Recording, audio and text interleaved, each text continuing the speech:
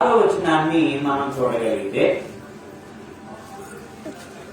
మనం ఆయన ఆజ్ఞల ప్రకారము నడుచుటయే ప్రేమ. కనుక దేవునిని ప్రేమించడం అని అంటే ఒకే ఒక మాటలో స్పష్టంగా తెలియజేసింది దేవుని యొక్క వాక్యం. దేవునిని ప్రేమించడం అని అంటే ఆయన ఆజ్ఞల ప్రకారముగా నడుచుకోవడం. ఏమంటే అర్థమైందా? మీరు జాగ్రత్తగా ఈ సంగతులు ఆలోచన చేస్తే ఆయన కర్త అయి ఉన్నాడు.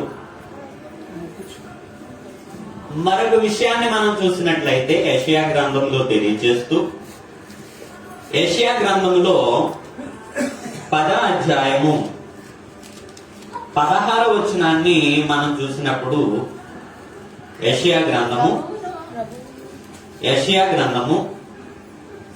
54వ అధ్యాయము 5వ వచనం చూద్దాం. 54వ అధ్యాయము చూడండి జాగ్రత్తగా. నిన్ను సృష్టించినటువంటి వాడు నీకు భర్త అయి ఉన్నాడు అని చెప్తుంది.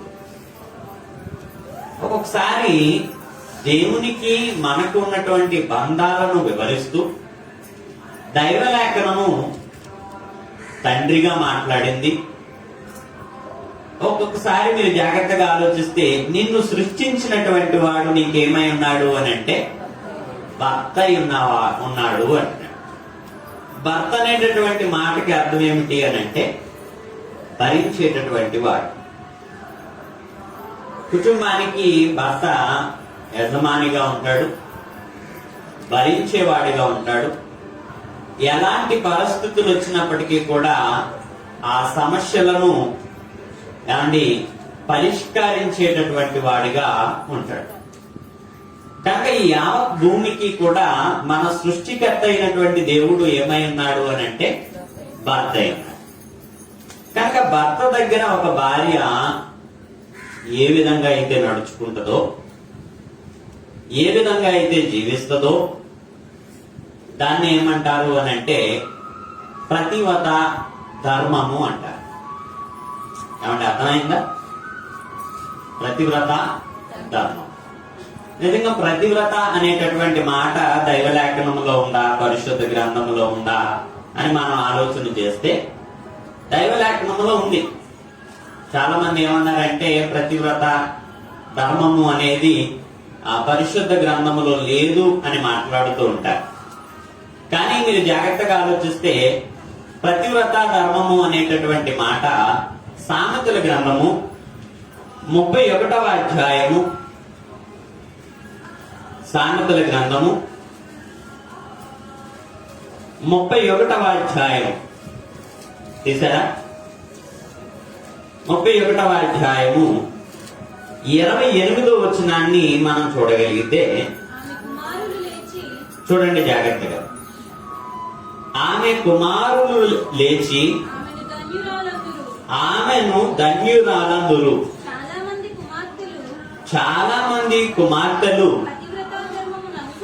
ప్రతివ్రత ధర్మమును అనుసరించి ఉన్నారు, గాని వారందరినీ నీవు మించిన దానవు అని ఆమె పెనిమిటి ఆమెను పొగుడును అంటారు. కనుక చాలా మంది కుమార్తెలు ఏమనుసరిస్తూ ఉన్నారు అని అంటే ప్రతివ్రత ధర్మాన్ని అనుసరిస్తున్నారు. అంటే చాలా చక్కగా భర్తలను ప్రేమిస్తున్నారు, చాలా చక్కగా కుటుంబాలను ప్రేమిస్తూ ఉన్నారు, వారి బాధ్యతలను నిర్వహిస్తూ ఉన్నారు, పెనిమిటిని ప్రేమించేటటువంటి విషయంలో తమ ధర్మాలను నెరవేరుస్తూ ఉన్నారు. అలా తమ ధర్మాలను నెరవేర్చేటటువంటి వారిలో నీవు మించిన దానవు అంటున్నాడు. అప్పుడప్పుడు లోక సంబంధమైనటువంటి కుటుంబ యజమానులు భర్తలు ఉంటారు. ఆ కుటుంబానికి యజమానులు వారి విషయంలో ఏమండి నేను మిమ్మల్ని చాలా ఎక్కువగా ప్రేమిస్తున్నానండి అంటారు. అవునా? మిమ్మల్ని చాలా ఎక్కువగా అందరికంటే మరి ఎక్కువగా మిమ్మల్ని ప్రేమిస్తున్నానండి నేను, మీరు లేకపోతే నేను లేనండి అని మాట్లాడుతూ ఉంటారు. లోకంలో మీరు చూస్తున్నట్లయితే, కానీ మనది సామాన్యమైనటువంటి బంధం కాదండి, జన్మ జన్మల అనుబంధము అని మాట్లాడుతుంది. ఈ 60-70 సంవత్సరాల ఆయుష్ కాలంలో తన భర్తతో భార్య మాట్లాడుతూ ఉంటది, భర్తతో భార్య మాట్లాడుతూ ఉంటది, లేదా భార్యతో భర్త మాట్లాడుకునేటటువంటి మాటలు మనం సమాజంలో విన్నాం.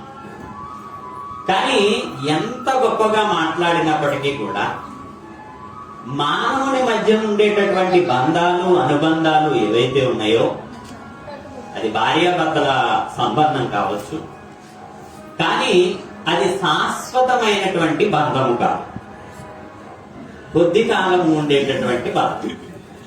మీరు జాగ్రత్తగా ఆలోచిస్తారు, మీరు జాగ్రత్తగా సంగతులు ఆలోచిస్తే శాశ్వతమైనటువంటి బంధాలు కాదు. మీరు జాగ్రత్తగా చూస్తున్నట్లయితే అశాశ్వతమైనటువంటి బంధాలు కలిగి ఉన్నాయి. అయితే మీరు జాగ్రత్తగా ఈ విషయాలను ఆలోచిస్తే, దేవునికి మనకి ఉన్నటువంటి బంధం ఉంది చూశారు, అది శాశ్వతమైనటువంటి అనుబంధం. ఏమంటే అర్థమైందా? అది శాశ్వతమైనటువంటి బంధం, అది యుగ యుగాలు తరతరాలు దేవునితో మమేకమవుతున్నటువంటి అనుబంధం అది. కనుక ఇప్పుడు యెషయా గ్రంథంలో ఇందాక మనం చదువుకున్నట్లుగా, నిన్ను సృష్టించినటువంటి వాడు ఏమై ఉన్నాడు అని అంటే నీకు భర్త అయి ఉన్నాడు. ఇది భౌతిక సంబంధమైనటువంటి బంధాన్ని గురించి మాట్లాడట్లేదు, ఆత్మీయమైనటువంటి బంధాన్ని సూచిస్తుంది. అంటే శరీర సంబంధమైనటువంటి బంధాల కంటే దేవునితో ఉండేటటువంటి ఆత్మీయ బంధం సామాన్యమైనది కాదు. కనుక మీరు జాగ్రత్తగా ఈ విషయాలను ఆలోచిస్తే, దేవుడు ఏమై ఉన్నాడు అని అంటే ఈ సమస్తానికి ఆయన కర్త అయి ఉన్నాడు, యజమాని అయి ఉన్నాడు. ఏమంటే అర్థమైందా? యజమాని అయి ఉన్నాడు. సంఘము ఏమై ఉంది అని అంటే, ఏమంటే అర్థమైందా? ఆ యజమానికి లోబడేటటువంటి భార్య అయి ఉన్నది. ఏమంటే అర్థమైందా? భార్య అయి ఉంది, ప్రియురాలై ఉంది అంటే. అంటే దేవునికి ఇష్టమైనది ఎవరు అని అంటే ప్రియురాలు. అది సంఘముగా పోల్చబడుతుంది. ప్రభు అయినటువంటి యేసుక్రీస్తు సంఘముగా పోల్చబడుతుంది. కనుక సంఘం ఎప్పుడు కూడా ఎవరిని ప్రేమించాలి, ఎవరికి లోబడాలి అని అంటే దేవునికి లోబడవలసినటువంటి అవసరత ఎంతైనా ఉంది. నీ ప్రేమ ఎలాంటి ప్రేమ ఉంది నీ దేవుని పట్ల, నీ యజమాని పట్ల? ఏమంటే అర్థమైంది? ఈ లోక సంబంధమైనటువంటి వ్యవహారాల కంటే, ఈ లోక సంబంధమైనటువంటి అనుబంధాల కంటే, లేకపోతే బంధాల కంటే దేవునిని ప్రేమించేటటువంటి విషయంలో నీ మనసు ఎలా ఉంది? ఎక్కువగా దేవుణ్ణి ప్రేమిస్తున్నావా? ఏమండి? దేవుని కొరకు జీవించగలుగుతూ ఉన్నావా? దేవునికి లోపడగలుగుతూ ఉన్నావా? దేవుడు మాట ఇచ్చినప్పుడు ఆ మాట ప్రకారము నీవు జీవించగలుగుతూ ఉన్నావా? తర్వాత నీ ప్రేమలో పవిత్రత ఉందా? నేను దేవునిని ప్రేమిస్తున్నాను, దేవునిని ప్రేమిస్తున్నాను, దేవునిని ప్రేమిస్తున్నానని చెప్తున్నటువంటి నీవు ఆ ప్రేమలో ఏముండాలట? ఏముండాలి చెప్పాలి? ఏముండాలి చెప్పాలి? ఏముండాలి? పవిత్రత ఉండాలి, పరిశుద్ధత ఉండాలి. పరిశుద్ధతతో కూడినటువంటి ప్రేమ. లోకంలో చాలా ప్రేమలు ఉన్నాయి. ఏమన్నా అర్థమైందా? లోకంలో చాలా మంది ప్రేమిస్తూ ఉన్నారు, ప్రేమింపబడుతూ ఉన్నారు. కానీ లోక ప్రేమలు, ఒక్కొక్క ప్రేమ ఎలా కనపడుతుంది అని అంటే కొన్నాళ్ళు ఉండి మరి కొన్నాళ్ళకి కనుమరుగైపోతుంది. అవునండి, నిజమా కదా?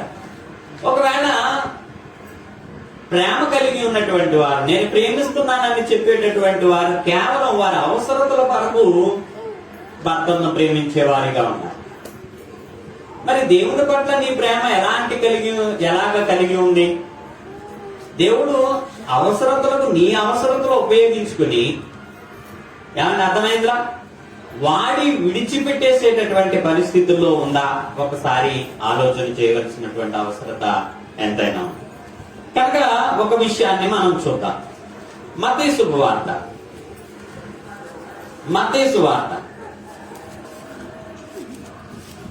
3వ అధ్యాయము 7వ వచనాన్ని మనం చూడగలిగితే, మత్తయి శుభవార్త 3వ అధ్యాయము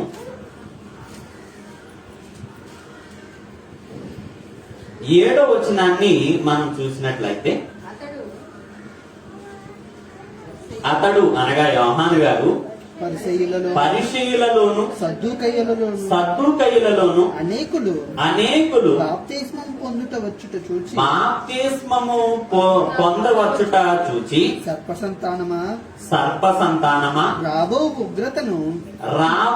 ఉగ్రతను తప్పించుకొనుటకు నీకు బుద్ధి చెప్పిన వాడెవడు మారు మనస్సునకు తగిన ఫలములు మీరు ఫలించండి. ఏమండి, అర్థమవుతుందా?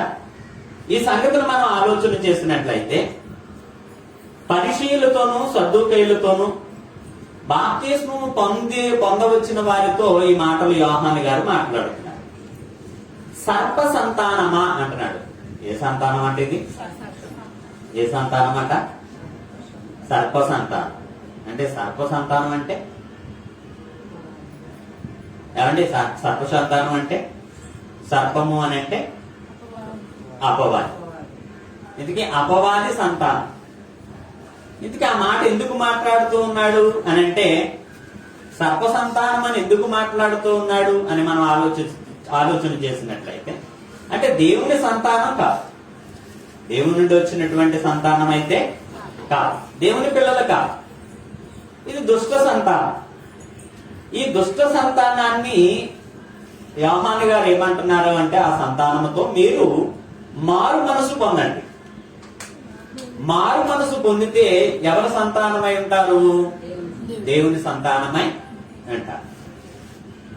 ఎందుకంటే మారు మనసు ఎందుకు అని అంటే, రాబోయేటటువంటి ఉగ్రత నుండి తప్పింపబడాలి. దేవుని యొక్క ఉగ్రత నుండి తప్పింపబడాలి. కాగా ఆయన ఉగ్రతకు తాళజారిన వాడెవడు అని చెప్తాడు.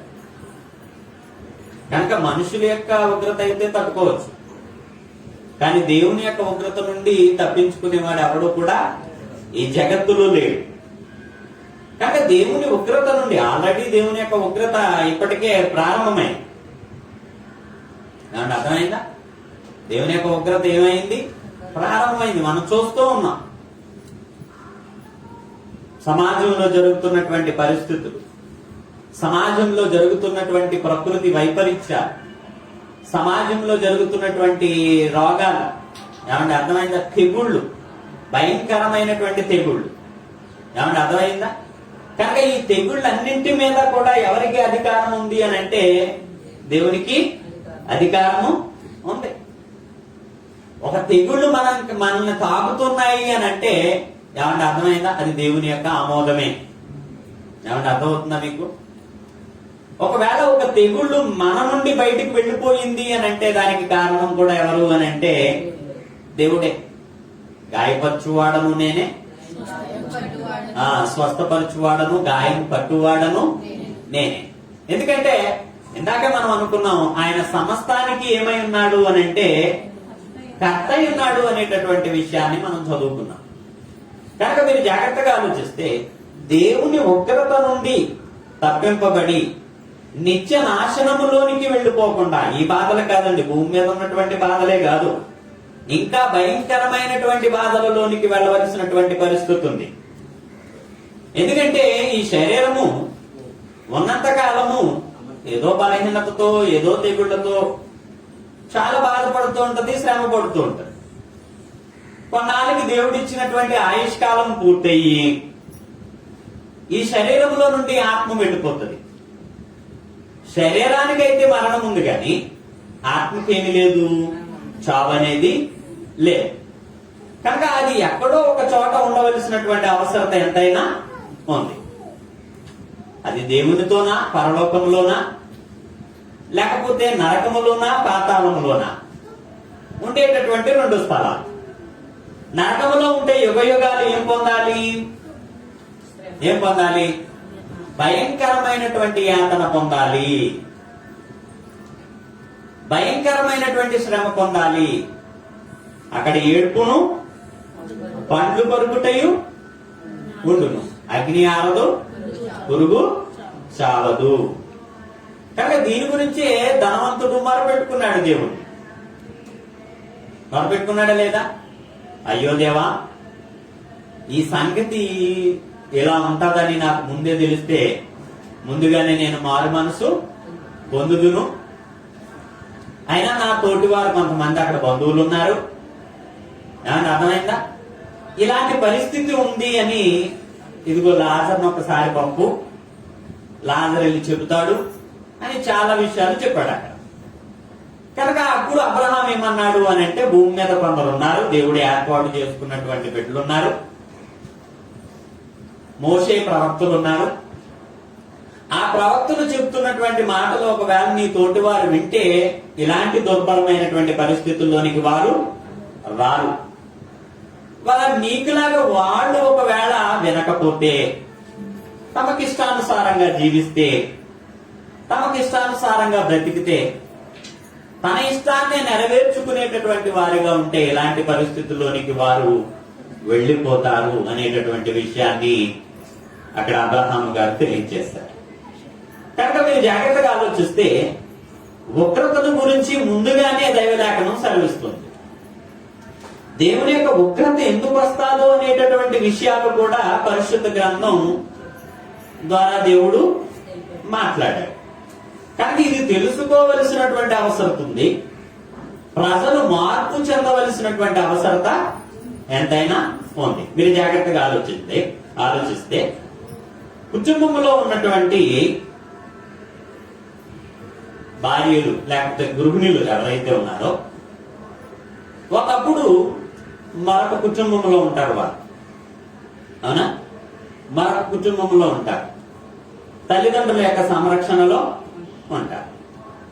అప్పుడు మీరు జాగ్రత్తగా ఆలోచిస్తే వారికి వివాహం చేసిన తర్వాత ఎవరి చేతుల్లో పెడతారు? చెప్పాలి, ఎవరి చేతుల్లో పెడతారు? అప్పగింతలు అంటారు కదా, రైట్. ఆ చేతుల్లో పెడితే ఏమంటారు? ఇక నుంచి అన్ని ఈయనే అంటారు, ఏమన్నా అంతేనా? కుమార్తెతో చెప్తూ ఏమంటారంటే అన్ని ఈయనే, ఇక నుంచి ఈయన మాట నువ్వు వినాలి, ఈయన చెప్పినట్లు నడుచుకోవాలి. మీరు జాగ్రత్తగా ఆలోచిస్తే వాడు ఎలాంటి వాడైనా కనుక ఇక్కడ నుంచి ఈయన చెప్పినట్లు ప్రకారంగా నువ్వు నడుచుకోవాలి అని చెప్పు.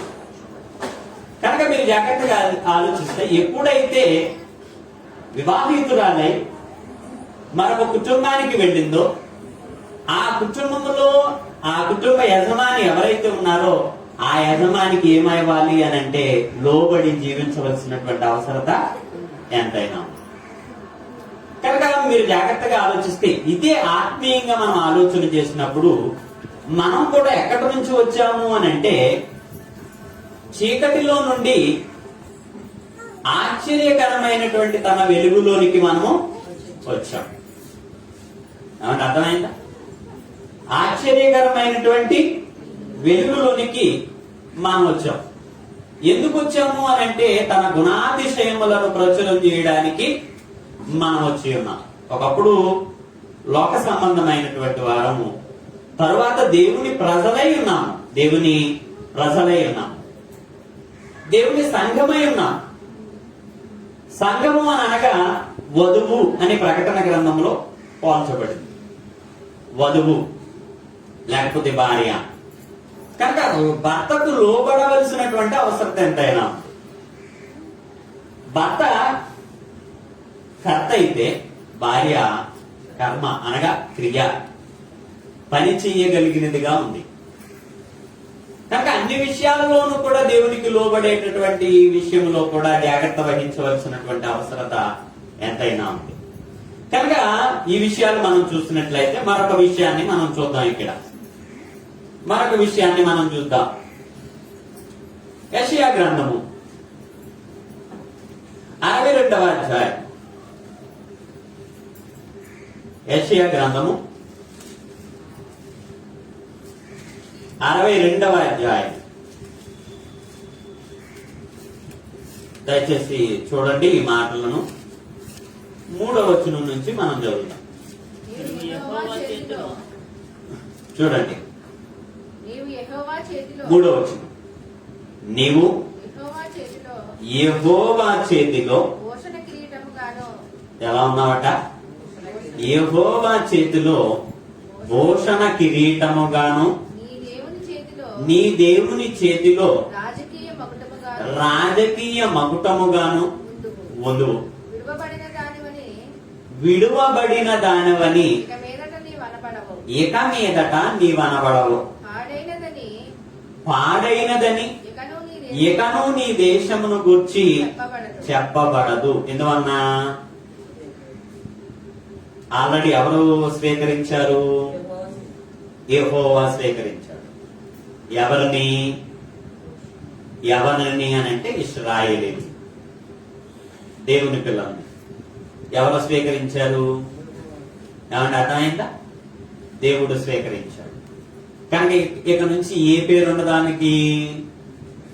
విడువబడిన దానవని నీవు అనబడవు. ఇక నుంచి నీవు అనబడవు. అంటే విడువబడినది అని అంటే ఒక గూటికి చేరిందని దాని అర్థం. ఒక ఇంటికి ఇల్లాలయ్యిందని దాని అర్థం. ఏమంటే అర్థమైందా? మీరు జాగ్రత్తగా ఆలోచిస్తే వివాహమైనటువంటి స్త్రీని మన దేశం ఎంత ఉన్నతంగా గౌరవిస్తుందో తెలుసా? ఏమంటే గౌరవిస్తుందా? అవునా కదా? విడనాడిన దానిని చెప్పాలి. భర్త లేని స్త్రీని చెప్పాలి. అంతగా గౌరవించే పరిస్థితులు మీరు జాగ్రత్తగా ఆలోచిస్తారు. కనుక ఇక్కడ మనం ఆలోచన చేసినట్లయితే ఒక గృహిణిని చాలా ఉన్నతంగా చూస్తాడు. ఒక ప్రత్యేకమైనటువంటి గౌరవాన్ని ఆమెకి ఇస్తాడు. కానీ ఇప్పుడు ఒక దేశంతో దేవుడు ఏం మాట్లాడుతూ ఉన్నాడు అని అంటే, నిన్ను నేను స్వీకరిస్తున్నాను, నిన్ను నేను భరిస్తాను. నీకు నేను ఎలా ఉంటాను అని అంటే ఒక భర్తగా ఉంటాను. అంటే కష్ట సుఖాలను పంచుకునేవాడు. ఏమంటే అర్థమైందా? భర్త అనగా ఏంటంటే ఏమండి భార్య యొక్క కష్ట సుఖాలలో పాల్పంచుకునేటటువంటి వాడు, కష్టాలలో ఆదరించేటటువంటి వాడు. కనుక ఇక్కడ మీరు జాగ్రత్తగా ఆలోచిస్తే విడువబడిన దానవనేక మీదట నీవు అనబడవు, పాడైనదని ఇకను నీ దేశమును గురించి చెప్పబడదు. పాడైపోయినటువంటి దేశముగా నీ దేశం ఇక నుంచి ఉంచబడదు. ఎందుకంటే ప్రత్యేకంగా నీ మీద నేను దృష్టి ఉంచి ఉన్నాను. నీవు నా ప్రియురాలు అండి. ప్రియురాలు, ప్రియుడు ఎప్పుడు కూడా తన ఆలోచనలు ఎవరి మీద ఉంటాయో తెలుసా? అలా చెప్తున్నారండి. అందుకే పరమగీతం రాశారు. ఆ పరమగీతాన్ని కూడా అపార్థంగా ఆలోచన చేసుకునే వారు చాలా మంది ఉన్నారు. ప్రియమైనటువంటి అందుకే ఎప్పుడు కూడా నండి పరిశుద్ధ గ్రంథం మన వ్యక్తిగత ఆలోచనలతో చదవకూడదు. ఏమన్నా అర్థమైందా? ఆత్మీయంగా ఆలోచన చేస్తూ, ఏమంటే అర్థమైందా? దేవుని ప్రేమను అర్థం చేసుకుంటూ చదవలసినటువంటి అవసరత ఎంతైనా ఉంది. పరిశుద్ధ గ్రంథాన్ని పరిశుద్ధ గ్రంథంగానే మనము చదవాలి. కొంతమంది ఎన్ని పుస్తకాలు చదువుతారు కానీ అన్ని పుస్తకాలు కూడా వారికి ఎలా కనపడతాయి అని అంటే ఏవో బూతుల్లా కనపడుతుంది. ఏది చదివినా ఒక్కొక్క ఆలోచనలు ఎలా ఉంటాయంటే ఎవరిని చూసినా తప్పుగానే ఆలోచన చేస్తుంటాడు. దాని అర్థం ఏంటి? సమాజం అలా ఉందనా, లేకపోతే వీడి యొక్క దృష్టి అలా ఉందనా? అది వీడి ఆలోచనలు అలా ఉన్నాయి. ఏమన్నా అర్థమైందా? కానీ ఏది చూసినా నాకు ఒకేలా కనపడుతుందని అంటాడు. అంటే అంతా అలా మారిపోయిందన్న దాని అర్థం. ఉదాహరణకి చెప్తున్నాను, పచ్చకామర్ల వాడికి లోకం అంతా ఎలా కనపడుతుందట? ఇదిగో ఫాల్ట్ ఎవరిది? జబ్బు ఎవరిది? అది జబ్బు వీళ్ళలో పెట్టుకుని, దుష్టత్వం వీళ్ళలో పెట్టుకుని, దుర్మార్గం వీళ్ళలో పెట్టుకుని, పాపిష్టి తలంపులు పాపిష్టి ఆలోచనలు వీళ్ళలో పెట్టుకుని ఇప్పుడు ప్రపంచం అంతా కూడా ఎలాగ ఆలోచిస్తున్నాడో తెలుసా? దుష్టత్వం కింద ఆలోచన చేస్తున్నాడు. నీవు మంచిగా ఆలోచన చేస్తే లోకమంతా మంచిగానే కనపడుతుంది, ప్రపంచం అంతా మంచిగానే కనపడుతుంది. ఇది అర్థమవుతుందా? ప్రపంచం అంతా కూడా ఎలా కనపడుతుంది? మంచిగానే కనపడుతుంది. అంటే నీ ఆలోచనలు బట్టి ఆధారపడి ఉంది. నీ ఆలోచనలు బట్టి ఆధారపడి. కనుక ఇక్కడ భర్త అనేటటువంటి మాట మీరు జాగ్రత్త కలిగితే లోక సంబంధ వ్యవహారాల్లో ఆలోచన చేస్తే వేరేలా ఉంటుంది. కానీ భర్త అనేటటువంటి మాటకు అర్థం ఏంటి అని అంటే మనల్ని భరించేవాడు. ఏమంటే అర్థమైందా? మనల్ని వివాహం అనగానే పెళ్లి అనగానే కొంతమంది ఒకలాగా ఆలోచిస్తారు, ఏదో శరీర కోరికలు తీర్చుకోవడానికి అన్నట్లుగా ఆలోచిస్తారు. వివాహం అనేటటువంటి మాటకి ఉన్నతంగా ఆలోచించేవారు కూడా ఉన్నారు లేదా? అందుకే వివాహం అన్ని విషయములలోనూ ఘనమైనది అన్నాడు. ఎందుకంటే దేవునికి తనకు సంతానం కావాలి, తనకి పిల్లలు కావాలి. తనకి పిల్లలు కావాలి అని అంటే వివాహం అనేటటువంటి ధర్మాన్ని దేవుడు ఎక్కడ ఏర్పాటు చేశాడు? లోకములో ఏర్పాటు చేశాడు. అందుకే కళ్యాణాలు రెండు రకాలు. కుటుంబపరమైనటువంటి కళ్యాణాలు వేరు, లోక కళ్యాణం వేరు. ఆ లోక కళ్యాణానికి మనం ఏమై ఉన్నాము అని అంటే దేవునికి వధువుగా కనపడుతున్నాం. అందుకే ఎన్నాళ్ళైనా సరే మనతో కాపురం ఉండడానికి దేవుడు ఇష్టపడుతున్నాడు. ఒకసారి దీన్ని ఎలా ఉంచండి. ప్రకటన గ్రంథం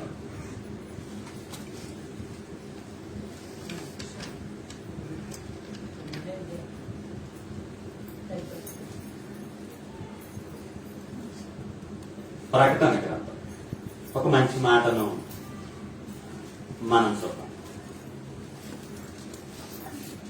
ఒక అద్భుతమైనటువంటి మాటను మనం చూసేటటువంటి ప్రయత్నం చేద్దాం.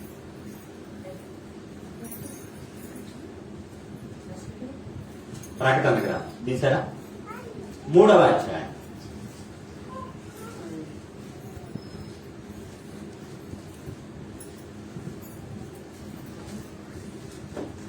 మూడవ అధ్యాయం 20వ వచనాన్ని మనం ఒకసారి చూద్దాం. ఇదిగో నేను తలుపునద్ద నిలుచుండి తట్టుచున్నాను. ఎవడైనను నా స్వరము విని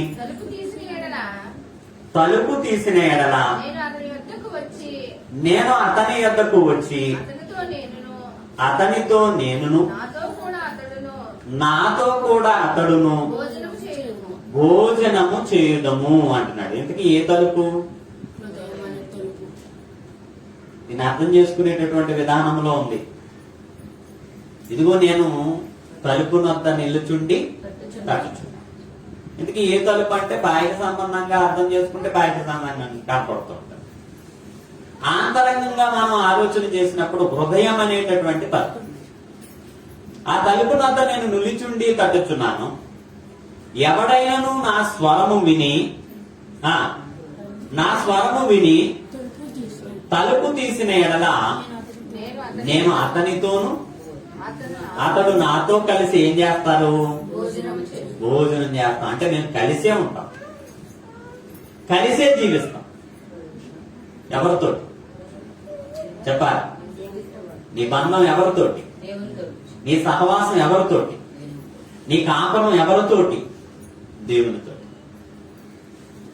ఈ లోక సంబంధమైనటువంటి బంధాలు అయితే కొన్నాళ్ళకి తెంపుకోవాలి, తప్పదు. తెగిపోయేటటువంటి బంధం, అవునా? కొనాలకు తెంపుకోక తప్పదు. నువ్వు ఎంత ప్రేమించు, ఏమంటే అర్థమైందా? నీ భర్తను ఎంత గొప్పగా ప్రేమించు, లేక నీ భార్యని ఎంత గొప్పగా ప్రేమించు, నీ కుమార్తెను ఎంత గొప్పగా ప్రేమించు, నీ కుమారుని ఎంత గొప్పగా ప్రేమించు. కానీ ఎన్నటికీ తెగిపోని బంధం ఏముందో తెలుసా? దేవునితో నీకున్నటువంటి బంధం. ఆ బంధము గురించి ఇక్కడ మాట్లాడుతూ ఉన్నాడు యెషయా గ్రంథంలో. మీరు జాగ్రత్తగా ఆలోచిస్తే, విడువబడన దానవని ఇక మీదట నీవనబడవు, పాడైన దానివని ఇకను నీ దేశమును గురించి చెప్పబడదు. ఏ దేశమైతే దేవుణ్ణి ప్రేమిస్తూ ఉందో, ఏ దేశమైతే దేవుని ఎడల భయభక్తులు కలిగి జీవించాలనుకుంటుందో, దేవునికి విధేయత చూపించాలనుకుంటుందో, దేవునితో సహవాసం చేయాలని కోరుకుంటుందో, ఆ దేశాన్ని ఏం చేస్తాడు అని అంటే, ఆ దేశము అపవిత్రమైనదైనా, కల్మషమైనదైనా, మచ్చ డాగు లేకపోతే పాపముతో నిండినదైనా అలాంటి దేశాన్ని దేవుడు ఏం చేస్తాడట? చెప్పాలి, ఏం చేస్తాడట? ఎంత దౌర్భాగ్య స్థితిలో ఉన్నప్పటికీ కూడా ఆ దేశాన్ని నేను ప్రేమిస్తాను అంటున్నాడు దేవుడు. ఆ జనాంగాన్ని నేను ప్రేమిస్తాను, ఆ జనాంగాన్ని నేను ప్రేమిస్తాను. కాబట్టి ఎస్తేరు గ్రంథంలో మీరు చూసినట్లయితే, ఎస్తేరు ఎక్కడదండి? ఒకప్పుడు తన స్థితి ఏంటి చెప్పాలి? తన స్థితి ఏంటి? బానిస. అవునా? తర్వాత ఏమైంది ఆమె? అదే బానిస రాని ఎలాగవుద్ది? ఎవరు భరించారు? రాజు భరించాడు. రాజు మెచ్చుకునేటటువంటి రీతిగా ఆమె మసలుకుంది, ఆమె సుబుద్ధిని చూపించింది, ఆమె మంచితనాన్ని చూపించింది, ఆమె విధేయతలు మీరు జాగ్రత్తగా ఆలోచిస్తే రాజుని ఆకర్షించుకున్నాయి. బాహ్య సంబంధమైనటువంటి అలంకరణ కాదు, ఆంతరంగిక సౌందర్యాన్ని ఆమె కనపరిచింది. తమకున్నటువంటి గుణగణాలు ఏవైతే ఉన్నాయో దాన్ని రాజు చూడగలిగాడు, ప్రియమైనటువంటి దేవుడు. అందుకే ఆమె ఏమైంది అని అంటే, కనుక ఎలాంటి పరిస్థితుల్లో ఉన్నప్పటికీ కూడా ఆ దేశాన్ని గాని, ఆ కుటుంబాన్ని గాని, ఆ సంఘాన్ని గాని దేవుడు ఏం చేస్తాడు అని అంటే, తప్పనిసరిగా తన హక్కున చేర్చుకుంటాడు. కనుక విడా పాడైనదని ఇకను నీ దేశమును కూర్చి చెప్పబడదు. ఎప్షిబా అని నీకును, బ్యోలా అని నీ భూమికిని పేర్లు పెట్టబడును. అంటే ఎప్షిబా అనే మాటకు అర్థం ఏంటి?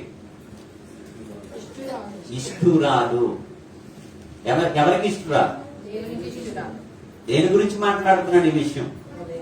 ఒక దేశాన్ని గురించి ఆయన మాట్లాడుతున్నాడు. ఆ దేశంలో ఎవరు ఉండొచ్చు? స్త్రీలు ఉన్నారు, పురుషులు ఉన్నారు. ఇప్పుడు ఆ దేశాన్ని గురించి, ఆ దేశానికి ఏం పేరు పెడతానంటున్నాడు? ఎప్షిబా అనగా ఇష్టురాలు. ఎవరికి ఇష్టురాలు? దేవునికి ఇష్టురాలు. దేవునికి ఇష్టురాలు. ఎప్షిబా అనియు, బ్యోలా అనియు. ఏమంటే అర్థమైందా? బ్యోలా అంటే ప్రతివ్రతని. ఇంతకు ముందు నీకు రకరకాలైనటువంటి చెడ్డ పేరుంది. చెడిన దానివి నువ్వు, పాపిష్టురాలివి నువ్వు, పాపభరితమైనటువంటి పనులు చేసినటువంటి దానవు. కానీ ఇప్పుడైతే నీకు బ్యోలా అని పేరు పెడతానంటున్నాడు. బ్యోలా అనేటటువంటి మాటకు అర్థం ఏంటి? ప్రతివ్రత. ఎందుకంటే ఒక ఆయన పక్షాన ఆమె చేరింది. ఆయనే సర్వ సృష్టికర్త అయినటువంటి దేవుడు. సర్వ సృష్టికర్త అయినటువంటి దేవుడు ఆ దేశానికి, ఆ సంఘానికి ఏమై ఉన్నాడు అని అంటే, కర్త అయి ఉన్నాడు, నడిపించేవాడై ఉన్నాడు. నడిపించేవాడై ఉన్నాడు. బ్యోలా అనియు, నీ భూమికి నేను పేరు పెట్టేదాను. యెహోవా నిన్ను గూర్చి ఆనందించుచున్నాడు. ఏం చూసాట? నిన్ను గూర్చి ఆయన ఆనందించుచున్నాడు. నీ దేశము నీ దేశము వివాహితమగును. వివాహితమగును. యవ్వనుడు యవనుడు కన్యకను వరించి కన్యకను వరించి పెండ్లి చేసుకున్నట్లు నీ కుమారులు నిన్ను వరించి పెండ్లి చేసుకునేదరు. పెండ్లి కుమారుడు పెండ్లి కూతురిని చూసి సంతోషించున్నట్లు నీ దేవుడు నిన్ను చూసి సంతోషిస్తున్నాడట, ఆనందిస్తున్నాడు. ఏమండి? మనం చూసి ఆయన ఏం చేస్తున్నాడట? ఆనందిస్తూ ఉన్నాడు. అలాగే దేవుడు సంఘాన్ని చూసి ఆయన ఏం చేస్తున్నాడు అని అంటే సంతోషిస్తున్నాడు. వారు నాతో ఉండాలి, నాతో ఉండాలి, నాతో నడవాలి. ఎంతకాలం? నన్ను ఎంతకాలం? చూడండి, ఎంతకాలం నడక? ఎంతకాలం? జీవిత కాలం అంతా కూడా మనము దేవునితో అప్పుడు ఆనందిస్తాం. ఏ దేశంలో ఉన్నటువంటి సంఘమైనా, ఏ దేశంలో ఉన్నటువంటి దేవుని పిల్లలైనప్పటికీ కూడా ఆయనకి ఏమంటే అర్థమైందా? బతువి వారి యొక్క కష్టములు ఆయన భరించేటటువంటి వారిగా.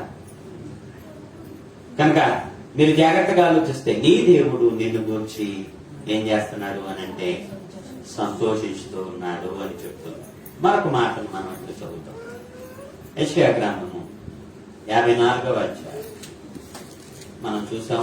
ఇందాక మనం చూసాం. సంఖ్యాకాండము 23వ అధ్యాయం కూడా మనం చూద్దాం ఈ సందర్భంలో. సంఖ్యాకాండం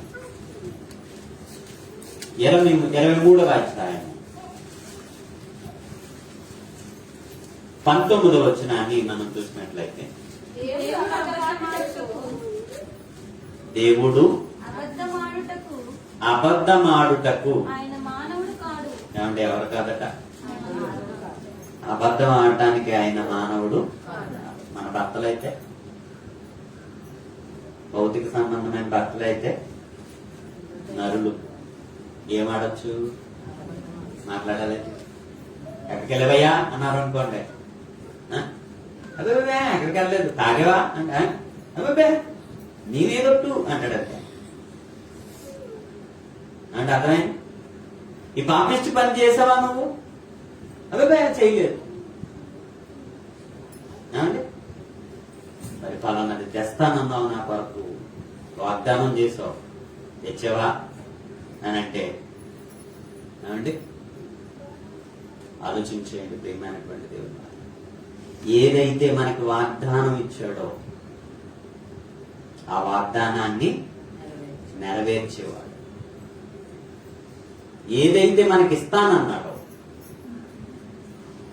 శాశ్వతమైనటువంటి ప్రేమతో మనకు అనుగ్రహిస్తానన్నాడో అది తప్పనిసరిగా దేవుడు మనకి అనుగ్రహిస్తూ ఉన్నాడు. రాబోయేటటువంటి దినాల్లో కూడా అనుగ్రహించడానికి ఆయన సమర్థుడై ఉన్నాడు. కనుక దేవుడు అబద్ధమాడుటకు చదవండి. అబద్ధమాడుటకు ఆయన మానవుడు కాడు, పశ్చాత్తాపడుటకు ఆయన నరపుత్రుడు కాడు. ఆయన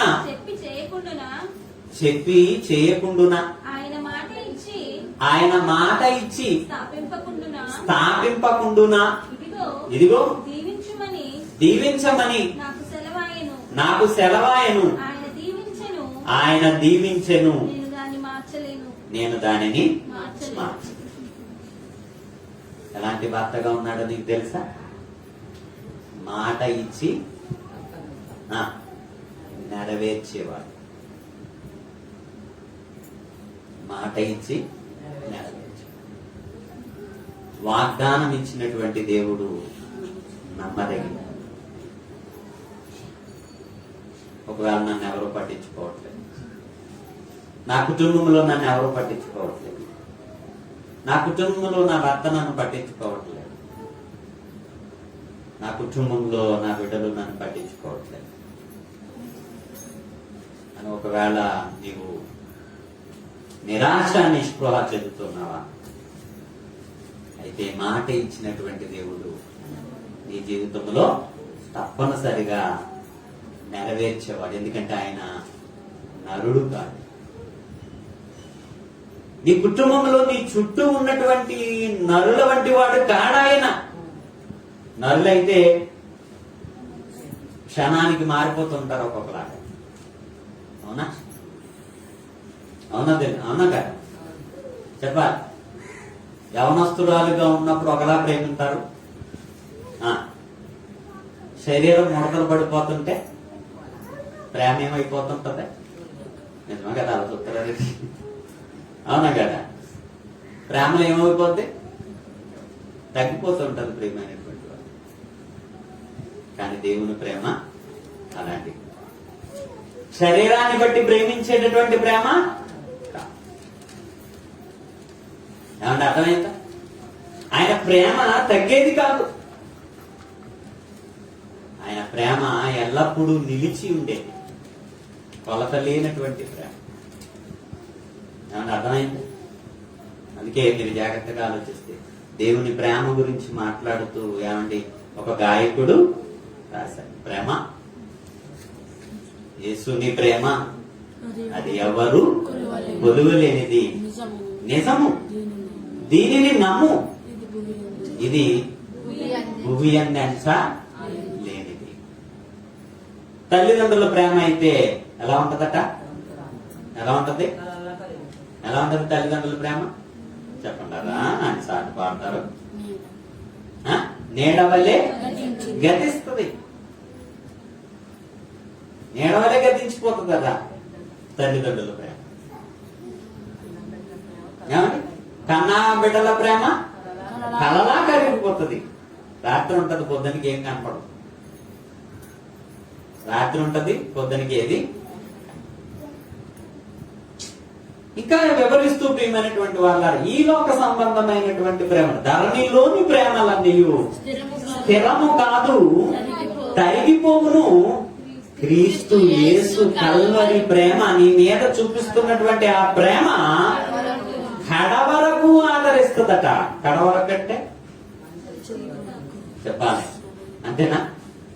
చాలా తక్కువ చెప్తున్నారు అట్లా. అంటే మనం బతుకున్నాను చెప్పానండి, ఆ తర్వాత ఉన్నదని నేను అంటారా? చెప్పాలి. తర్వాత కూడా ఉంటది ప్రియమైనటువంటి దేవుని వాళ్ళ. తర్వాత కూడా ఉంటది.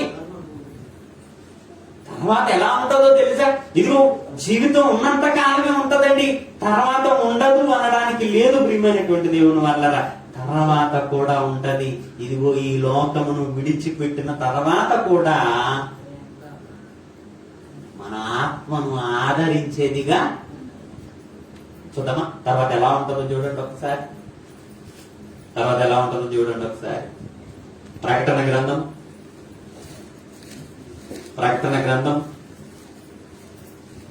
21వ అధ్యాయం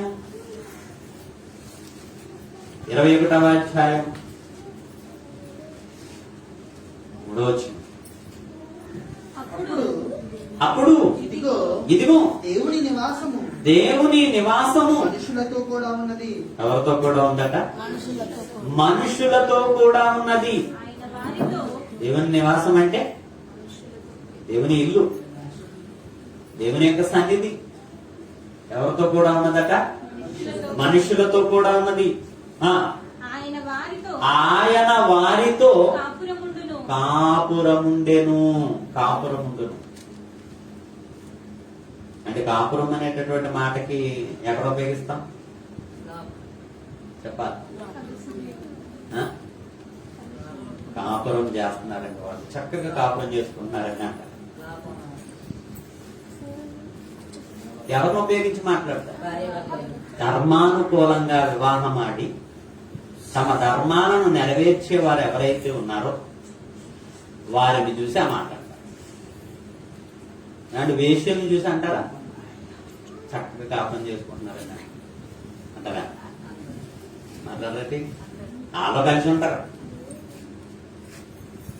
దానికి కాపురం అని పేరు పెట్టరు ప్రియమైనటువంటి దేవుడు.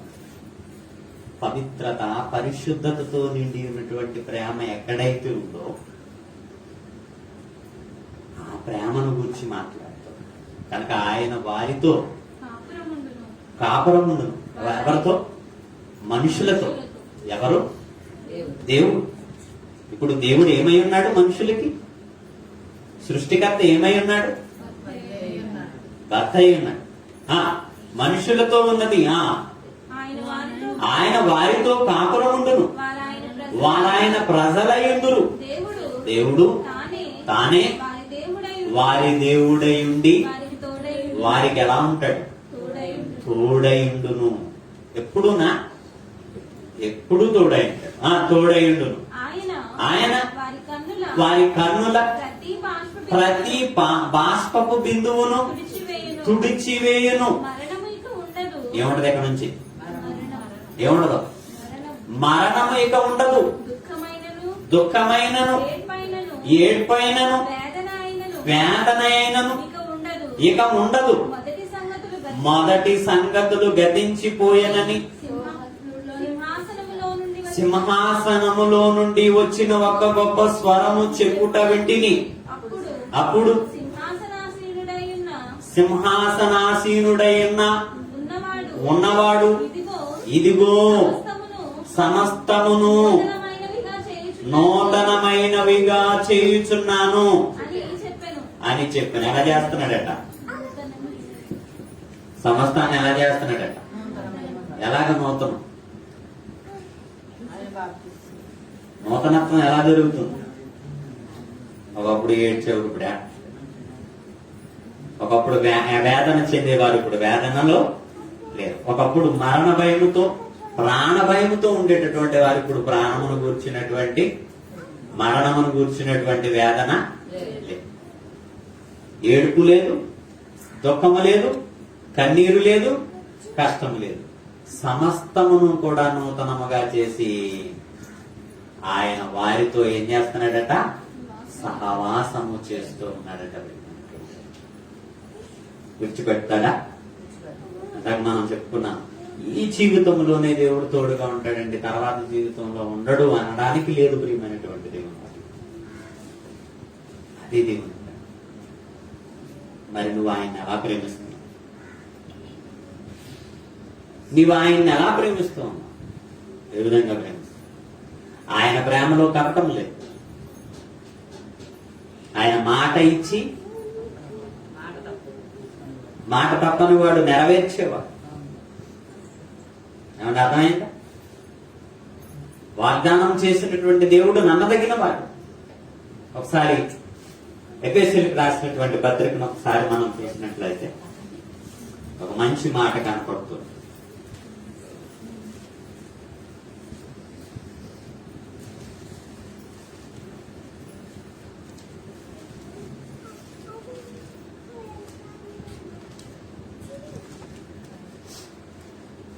కొరింథీయులకు రాసినటువంటి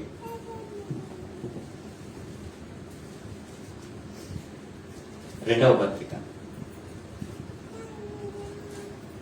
కొరింథీయులకు రాసినటువంటి రెండవ పత్రిక, మొదటి అధ్యాయం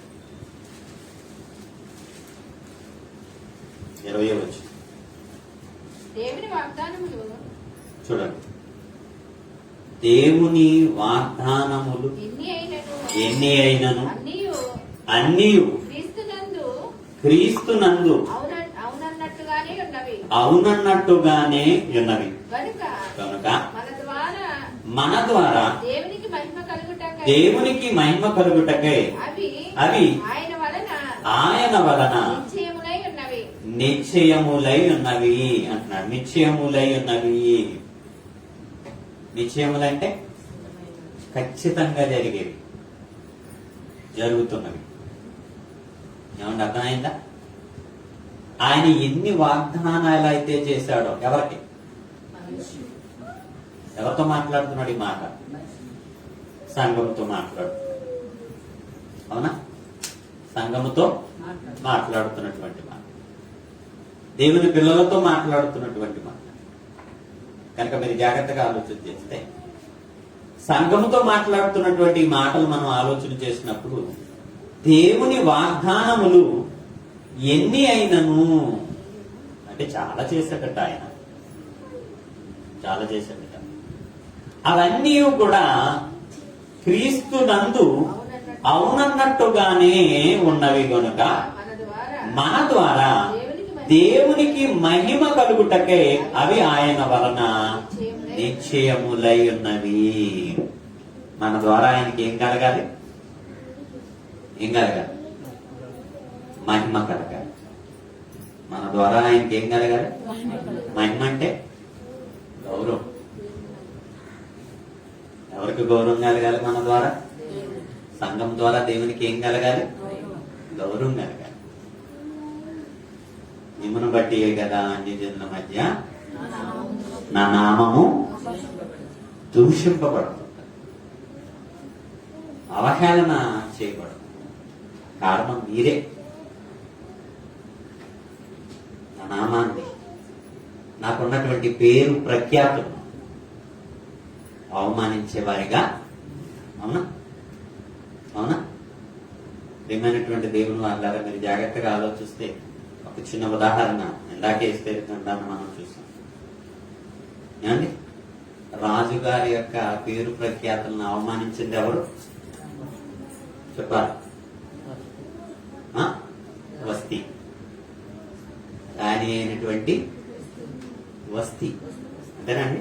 అంతేనా నాన్న? రాజుగారి పేరు ఏ పేరు? అహష్వేరోషు. ఆ రాజు పిలిచాడు. రాజుగారి కుటుంబంలో ఏం జరుగుతుంది? అక్కడ విందు జరుగుతుంది. ఆ విందు జరిగేటప్పుడు రాణిని పరిచయం చేయాలని, వచ్చిన వారందరికీ కూడా రాణిని పరిచయం చేయాలని వస్తీని పిలువనంపించాడు సేవకుడుగా. ఎవరు మాట వినాలి? నన్ను మీరు ఎవరు మాట అంటారు?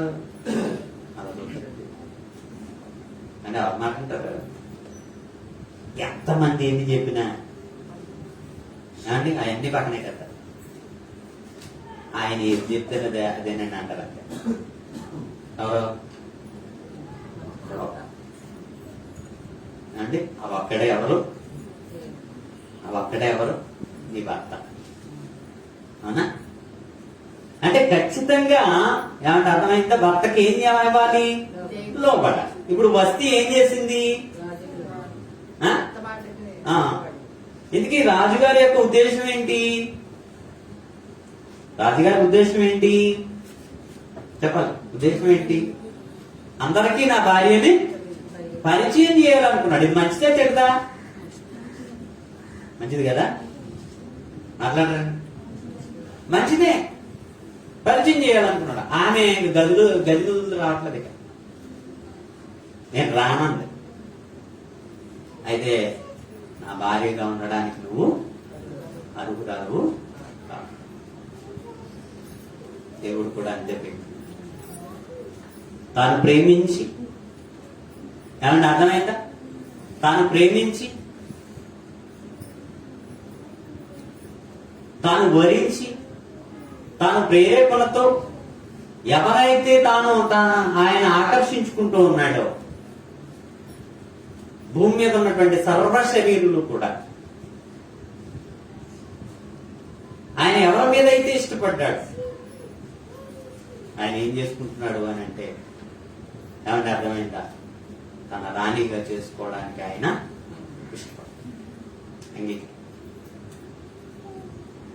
కనుక ఇప్పుడు సంఘాన్ని కూడా లోకానికి పరిచయం చేయాలన్నటువంటి సదుద్దేశంతో, సంఘము ద్వారా ఆయన మహిమపరచబడాలి అనేటటువంటి సదుద్దేశంతో సంఘమును ఎలా కాపాడుతున్నాడో తెలుసా? దీని వల్ల ఎలా కాపాడుతున్నాడు అంటే ఎలా కాపాడుతున్నాడు? ఎఫెసీయులకు రాసిన పత్రిక చూడండి.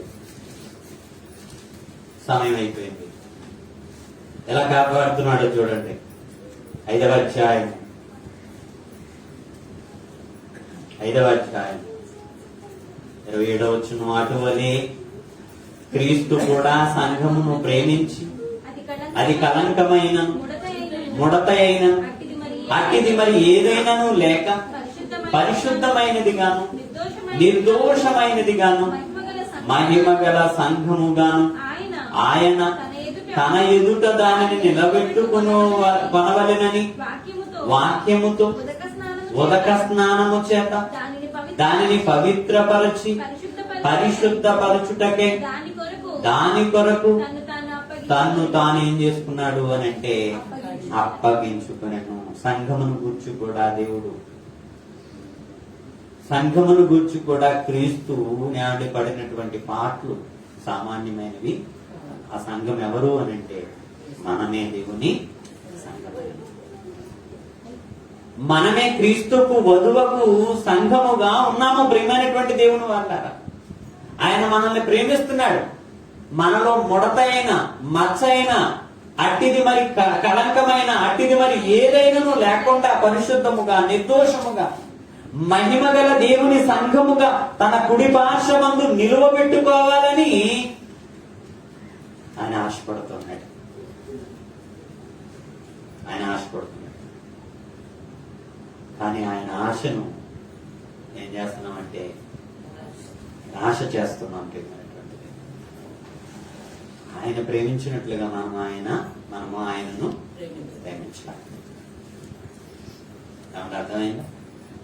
ఆయన ప్రేమించలేకపోతే, ఆయన ప్రేమించడం అంటే నేను ముందే చెప్పాను, ఆయన ఆజ్ఞలను అంటే ఆయనకు లోబడి జీవించడం, దేవుని ప్రేమించడం. కనుక దేవుని ప్రేమించడం, అత్యధికంగా ప్రేమించడం, దేవునికి తగినటువంటి వధువుగా ఈ జీవితం కొనసాగాలని, దేవునికి తగినటువంటి కుమారుడిగా కుమార్తెగా, దేవుని ప్రజలుగా, దేవునికి ఇష్టమైనటువంటి ప్రజలుగా జీవించాలని కోరుతూ నేను ఆ మాటలు ముగిస్తున్నాను. అట్టి దేశాన్ని, అట్టి ప్రాంతాలను ఎందు దేవుడు ఇష్టుడై ఉన్నాడు. దేవుడి కొద్ది మాటలు మన మిత్రుల్లో దీవించిన గాక. మీ అందరికీ ఉన్నాను.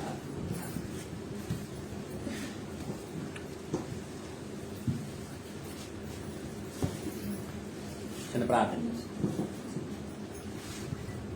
మహాపరిశుద్ధులను మా ప్రియ పరలోకపు దయగల మా ప్రభువా, నీకు వందనాలు. ఈ లోకములో ఆయన భార్యాభర్తల బంధం ఎంత ఉన్నతమైనది, అదే రీతిగా ఇదిగో ప్రభు సంఘానికి నీకును అనగా మా తండ్రి సృష్టికర్తమైనటువంటి నీకు ఉన్నటువంటి బంధం, తండ్రి శాశ్వతమైనటువంటి బంధం. ఆ బంధము కలిగి భూమి మీద బ్రతికినంత కాలం కూడా మీరైతే మమ్మల్ని ఎంతగానో ఇష్టపడుతున్నారు, మా మీద ఎంతో ప్రేమను కనపరుస్తున్నారు. మాకు ఏవైతే వాగ్దానాలు ఇచ్చారో, ఏవైతే మా తండ్రి చేయాలని మీరు అనుకున్నారు, అవన్నీ నెరవేరుస్తున్నారు. అయితే అవన్నీ కూడా మేము పొందుకోవడానికి యోగ్యత మా జీవితంలో ఉండాలి. మీకు ఇష్టమైనటువంటి వారిగా మేము జీవిస్తున్నాము. ఒకసారి మమ్మల్ని మేము పరిశోధించుకుని మేము మీకు తగినటువంటి వధువుగా నాయనా తండ్రి వినయ విధేయతలతో మేము లోబడేటటువంటి మహాభాగ్యాలు దయచేసి అందించమని కోరుతున్నాం.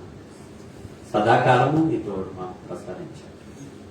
ఇంకా మరెక్కువగా మిమ్మల్ని ప్రేమించి నాయనా తండ్రి నీ సహవాసములో మేము జీవించి నీకు లోబడేటటువంటి మంచి మనసు మా జీవితాలకు దయచేయండి. అన్ని వేళ తోడే ఇప్పుడు వచ్చిన బిడ్డలందరినీ దీవించి ఈ మాటలో ఉన్న విన్నా నీ పిల్లలందరినీ కూడా మా తండ్రి మనో నేత్రములను తెరిచి ఆత్మీయ సంగతులను ఆత్మ సంబంధమైనటువంటి సంగతులుగా ఆలోచన చేసేటటువంటి భాగ్యాన్ని ఇచ్చి కాపాడమని యేసుక్రీస్తు నామమున అడుగుచున్నాము. మా కృపలో తండ్రి. ఆమేన్.